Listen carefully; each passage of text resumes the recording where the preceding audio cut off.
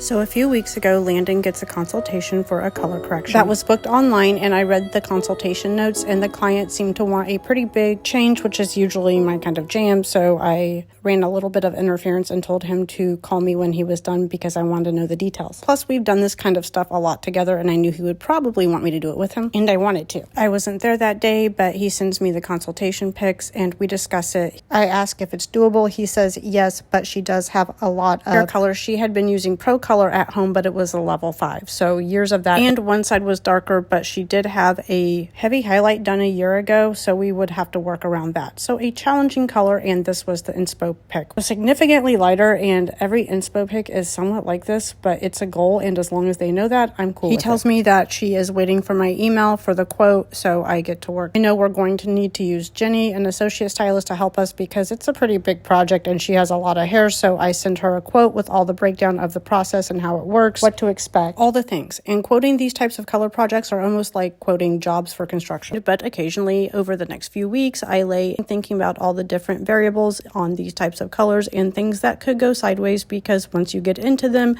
it's very different than the color planning that you do in advance. So color planning is essential. What can go sideways always does. Come back to my little color planning notebook on occasion and create a little loose color plan on the day of, though I have a protocol for this. Sometimes I'll add some certain little notes just in case something crazy happens. Because I have learned, even under the best color correction circumstances, when you are doing global blonde, trying to lift and remove color to make considerably lighter stuff can always happen, especially with this much hair, because porosity is never even. This was taking place on a busy Friday in the salon. I do my usual freak out in the group chat, asking about my longboard, the bleach I want to use, because I knew it was going to be a very busy day. My friend texted me the day before. Her daughter is in a production of SpongeBob SquarePants. The picture they sent for her daughter's inspiration look for her theatric production was kind of insane. So I arrive at the salon and Gretchen's kind of freaking out because our internet is down and we can't process payment. When the internet is down, it's always a train wreck. But whatever, we have hair to do. So I start the corrective client on treatment and then get to my client's friend's daughter, and I haven't seen her in a little bit, and this is how much hair she has. I was like, criminy, holy smokes. And things just get a little bit crazier. It's like very stimulating already, and there's no music to help kind of drown out the crazy because the internet's down. Nicole's mom is there getting her hair done, and she has the baby. The baby is really crying. My friend Amy is soothing the baby. Nicole is freaking out. I'm like, hey, it's fine.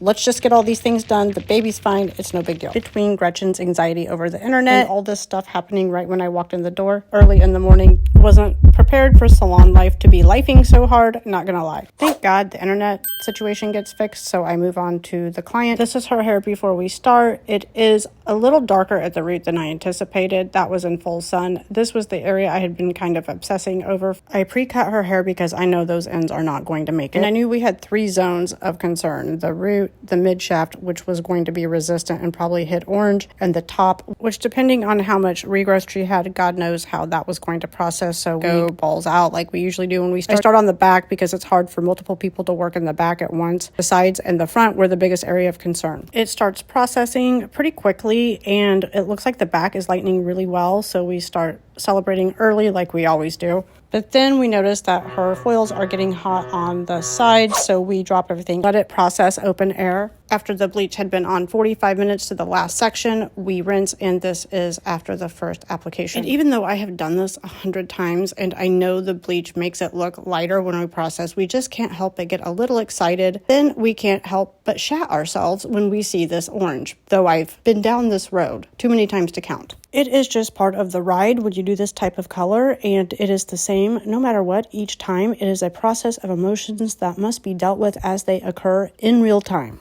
Because you are fighting warmth, but you are trying to maintain hair from breaking, and you are also trying to fight through years and years of color buildup. But the second application with this much hair is when it always gets freaking crazy. Because we know it's an all-day color, so Jenny is running for foils, Eli is running for more bleach, we are running back and forth through this big-ass salon, mixing like crazy. We go through an entire tub of Studio Blonde. So we set up a mini color bar at my stations. Final step, we drag down to her ends, and then we go to the shampoo room to do the deox, mix up about $200 worth of toners and do a double tone application. And this is when I'm always like, why? Why do I do this to us? Why do I do this to myself, my sanity?